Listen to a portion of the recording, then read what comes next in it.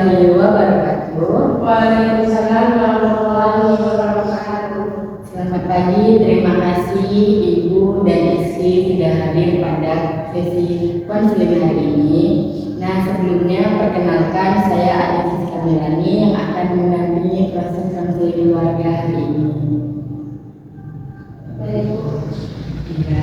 Nah, sebelum kita mulai, bagaimana kabarnya hari ini? Alhamdulillah saya Alhamdulillah kita dalam keadaan sehat dan memudahkan ya dalam proses konseling ini.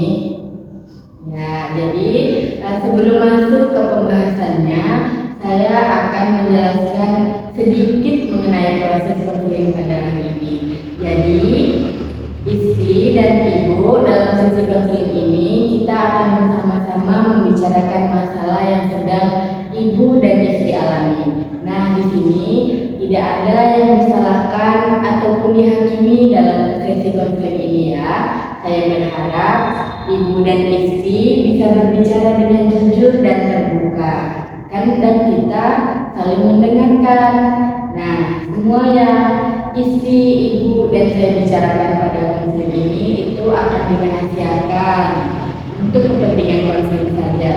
Nah, durasi konseling kita yaitu 15-20 menit ya, istri dan ibu. Nah, selama konselingnya itu berlangsung, saya berharap ketika salah satu yang berbicara, salah satunya juga harus mendengarkan tanpa memotong pembicaraan lainnya.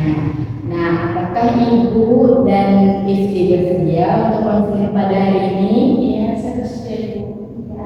Baik, terima kasih.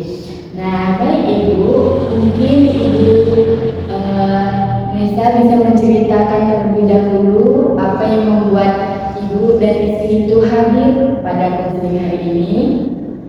Baik Ibu, jadi begini Ibu. Akhir-akhir ini tuh istri berubah sekali. Dia itu jadi sering marah, terus sering atur. Kalau dinasihati itu malah membentak. Iya. Belum juga kadang dia telat dan itu dia tak kasih kabar Bu. Baik, saya paham. Jadi Ibu merasa ada perubahan sikap ya pada diri istri dan komunikasi di rumah itu menjadi kurang baik ya. Iya Ibu.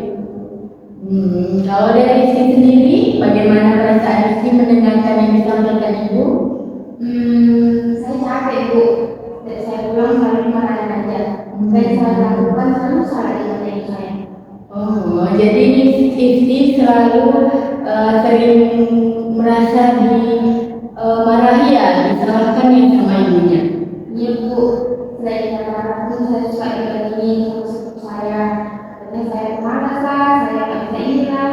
Kayak lebih bagus sepupu saya gitu Bu. Karena ibu saya cuma mau kamu itu berubah lebih jadi baik istri. Iya. Tapi saya ini saya sakit hati. Oke. Jadi terima kasih ya Ibu dan istri sudah jujur dan mulai terbuka. Jadi istri merasa ibu ingin dimengerti ya sama ibunya dan sementara ibunya itu sayang ya sama istri. Iya. Oke, jadi istri boleh istri ceritakan lebih jauh apa yang membuat istri itu merasa dibandingkan dengan sepupu istri. Ya, saya sedih aja Bu. Saya kayak merasa nggak dihargai gitu. Iya. Karena saya kan sampai dengan dari sekolah, terus saya tugasnya banyak. Jadi ibu saya itu nggak pernah nanya gimana keadaan saya. Saya cuma membagikan aja. Jadi saya merasa sedih. Iya paham. Jadi jadi istri ini lebih mengerti oleh ibunya. Apa yang istri lakukan ketika istri itu sering dimarah dan sering merasa sedih? Ya, saya kadang di kamar aja lalu sendirian gitu. Kadang saya keluar naik teman-teman. Saya nangis pulang. Ketika istri itu keluar yang rumah teman itu, apa yang istri harapkan ketika pergi tadi? Ya, saya berharap tuh kayak ibu saya ngerti kalau saya lagi capek. Jadi sebenarnya di balik sikap marah, sikap lainnya itu istri merasa ingin lebih dipahami ya. Jadi kalau ibu sendiri apa yang ibu rasakan ketika melihat perubahan si istri tadi? Saya sedih Bu, saya takut kalau dia itu sama pergaulan, dan saya cuma ingin dia itu jadi anak yang baik dan nurut. Jadi Ibu Desa ingin istri itu menjadi lebih baik ya, Iya Ibu. demi masa depan istri tadi ya. Nah jadi Ibu Nesa biasanya melakukan apa ketika istri keluar dari rumahnya tadi? Saya menasihati dia Ibu, tapi kadang karena emosinya tadi kan itu Bu, jadi nada bicara saya itu jadi tinggi, terbawa suasana gitu. Iya. Jadi ketika ibu sering nada tinggi, apa yang istri rasakan? Istri dia marah sama saya balik Bu. Kalau istrinya bagaimana? Iya lalu karena kayak kenapa yang saya orang pakai tadi kan bisa kelihatan. Tapi kalau dia orang saya itu bisa ngerti Bu.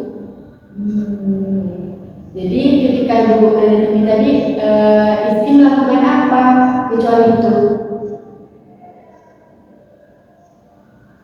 Saya ke kamu. Jadi di sini terlihat ya bahwa Ibu Nesa sebenarnya ingin istri itu berharap menjadi lebih baik, dan sebenarnya Ibu Nesa itu merasa apa yang Ibu sampaikan benar dan istri merasa disalahkan. Jadi seperti itu ya. Iya mungkin begitu Ibu. Istri ketika ibu marah-marah seperti itu, apa yang muncul di pikiran istri? Ya saya berpikir kayak ibu saya kayak nggak pernah bangga gitu sama saya. Jadi istri merasa ibu tidak pernah bangga ya dengan istri. Nah, selama ini istri pernah nggak menyampaikan perasaan itu kepada ibu istri?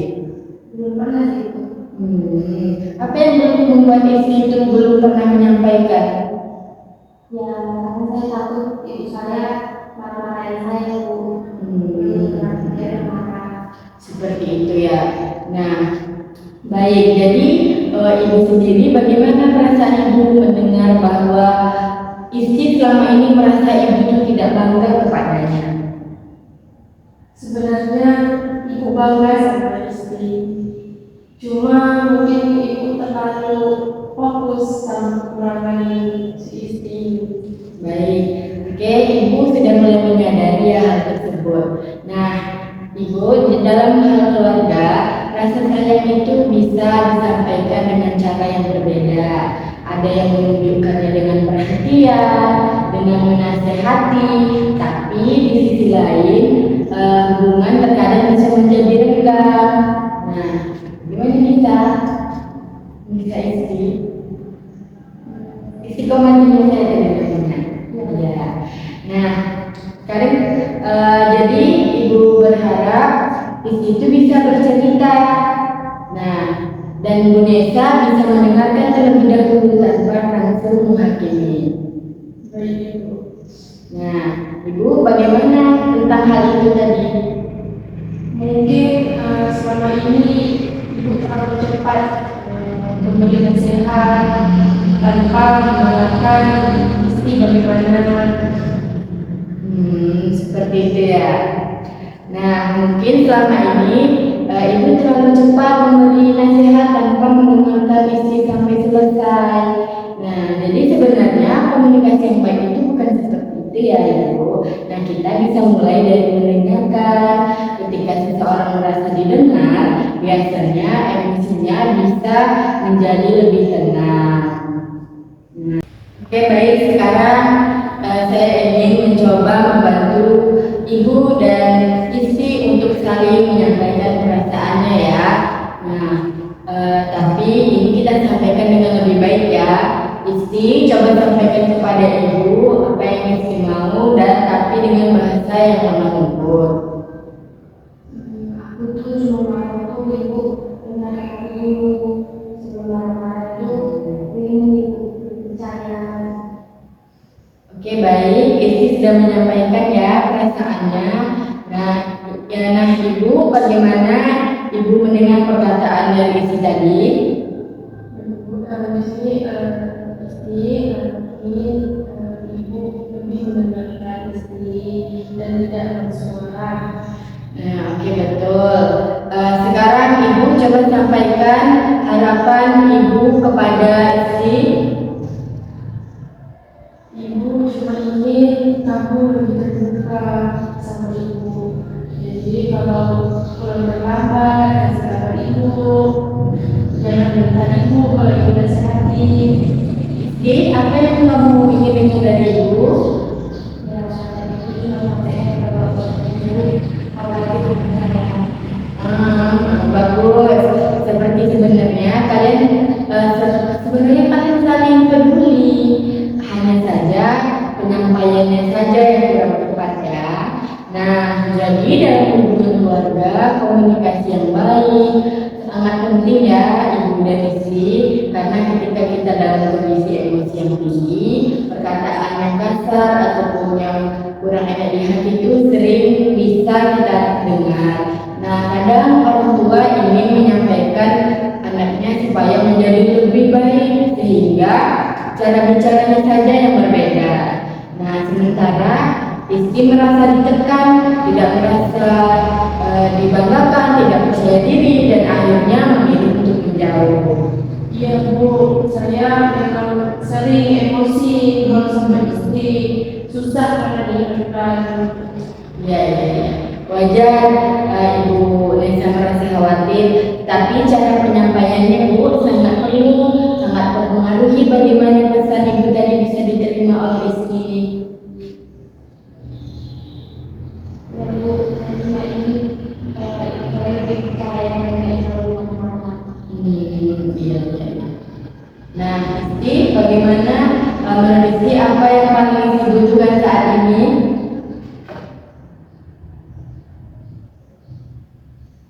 Ya, yang tadi bu, saya cuma nggak mau kalau ibu saya itu marah. Saya mau ibu saya lebih percaya sama saya. Seperti itu ya, baik. Nah, kalau ibu, menurut ibu apa yang ibu harapkan dari istri tadi?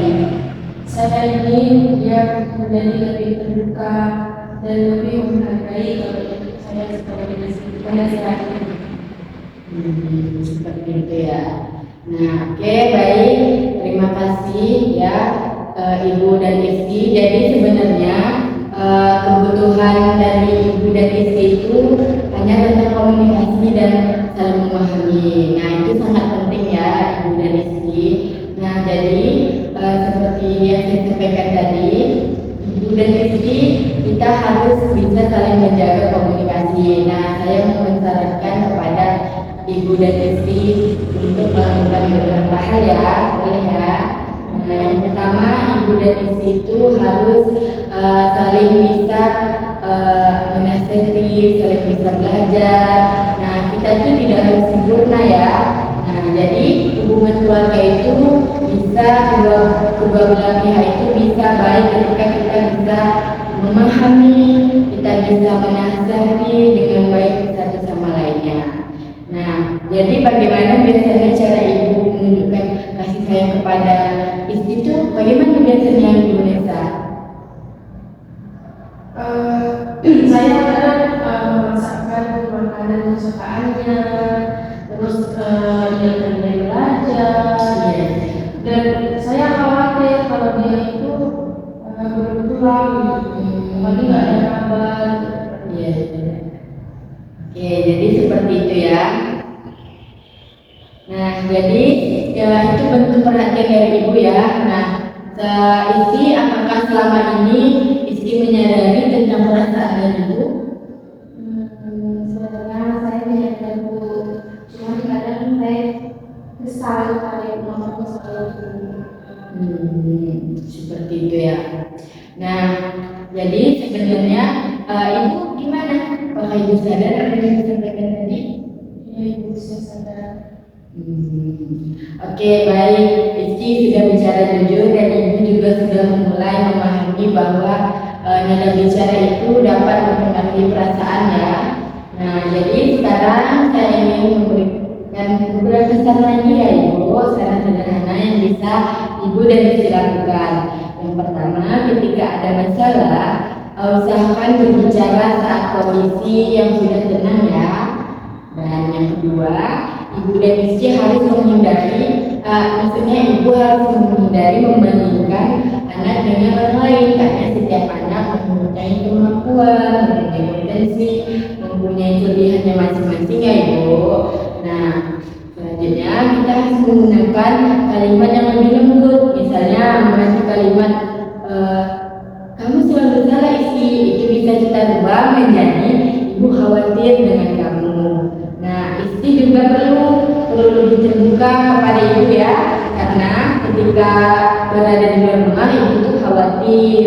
Nah, jadi bukan itu saja, ibu dan istri juga harus bisa meluangkan waktu setiap hari tanpa marah, tanpa nada yang tinggi atau saling menyalahkan. Nah, seperti itu ya. Jadi ketika salah satu berbicara, yang lain juga harus mendengarkan, jangan dipotong-potong ya ibu dan istri. Nah, menurut ibu dan istri, cara mana yang mungkin ibu dan istri bisa lakukan terlebih dahulu? Mungkin kalau saya akan mulai dari mengurangi marah-marah saya pada istri. Seperti itu ya. Istri. Mungkin saya coba untuk berbuka sama saya. Bagus sekali ya. Jadi perubahan itu memang tidak harus dengan hal-hal yang besar, hal yang kecil yang kita lakukan terus-menerus itu bisa lebih membantu kita ya, istri dan ibu desa. Istri, jika suatu hari nanti ibu marah, apa yang akan istri lakukan? Jadi saya coba dulu dan sadar kalau itu Seperti itu ya. Nah, ibu desa, ketika istri melakukan kesalahan, gimana cara ibu menyampaikan supaya istri itu tidak merasa diserang? Saya akan coba bicara pelan-pelan dan saya tanya apa alasannya. Oke, bagus ya. Saya melihat ibu dan desa sudah sebenarnya memiliki alasan-alasan yang baik supaya bisa memperbaiki hubungan kalian ya. Nah, jadi sebagai langkah awal perubahan, ibu ingin ibu dan desa membuat kesepakatan kecil. Nah, ibu apa yang ibu bisa lakukan, yang ibu bisa ubah pada hari ini? Baik, saya akan mencoba bicara baik-baik dan tidak akan membandingkan istilah ini. Bagus sekali ya. Nah, bagaimana dengan istri? Jadi saya akan lebih terbuka sama ibu saya dan saya juga sabar kalau saya berpengalaman. Baik, itu merupakan langkah yang sangat baik ya. Nah, sebelum kita mengakhiri sesi konseling ini, saya ingin mengetahui bagaimana perasaan ibu dan desa setelah mengikuti konseling ini. Kalau saya merasa lebih lega karena ternyata istri ini juga punya perasaan yang selama ini tidak saya pahami, Bu. Seperti itu ya. Nah, alhamdulillah ya, saya senang sekali. Nah, kalau misalnya istri, apa perasaan yang istri lakukan setelah ini? Menurut saya Bu merasa lega karena akhirnya saya bisa ngomong kan apa yang bisa bersama marah. Iya. Nah, alhamdulillah ya.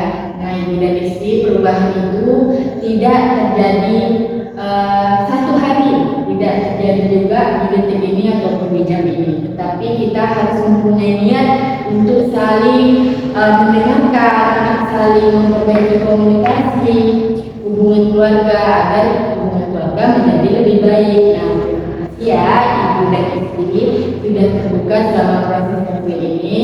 Nah, mari kita tutup konseling ini dengan membaca hamdalah bersama-sama. Alhamdulillah, saya akhiri sesi konseling ini ya. Assalamualaikum warahmatullahi wabarakatuh. Waalaikumsalam warahmatullahi wabarakatuh.